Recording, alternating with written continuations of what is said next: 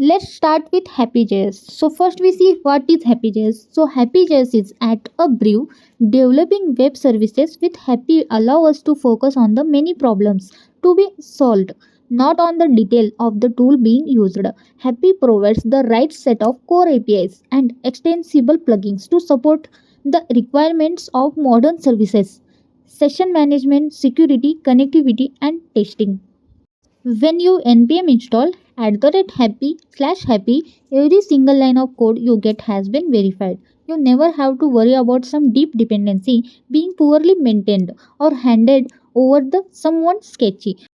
Happy is the only leading node framework without any external code dependencies. None. How do we keep Happy secure? First one is end-to-end code hygiene. Next, secure defaults updated regularly. Next, integrated authorization and authentication architecture. Next, advanced features. We love Happy clear structure, in particular its plugin system and request lifecycle. They make it easy for us to separate cross-cutting concerns.